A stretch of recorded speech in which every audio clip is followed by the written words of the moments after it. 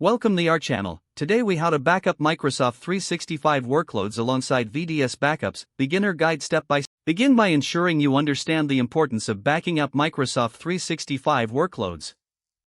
Identify the specific Microsoft 365 services you want to backup, such as Exchange Online, SharePoint Online, and OneDrive. Research and select a backup solution that supports Microsoft 365 workloads. Sign up for the chosen backup solution, following the provider's enrollment process. Log into your Microsoft 365 admin portal and navigate to the Users section. Ensure you have the necessary admin permissions to perform backups.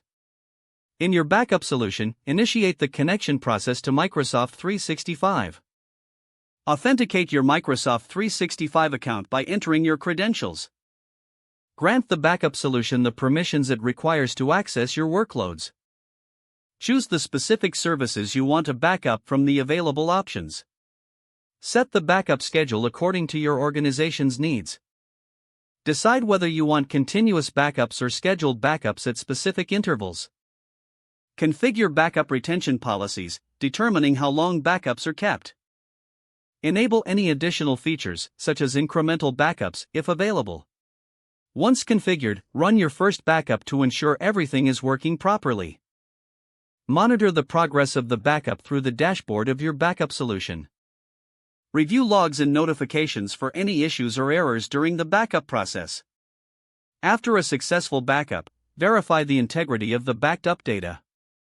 If you are using VDS, connect to your virtual disk storage environment.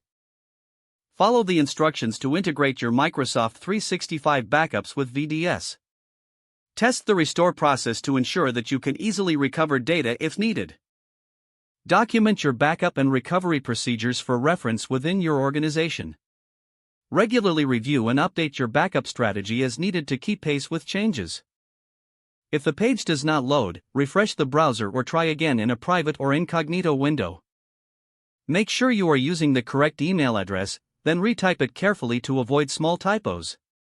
If your password is not accepted, use the reset option and create a new strong password you can remember. Check your spam folder for verification or security emails, then complete any requested confirmation steps. Enable two-factor authentication if available to improve account security and reduce unauthorized access risk. Don't forget to like this video and subscribe to our channel for more step-by-step tech guides.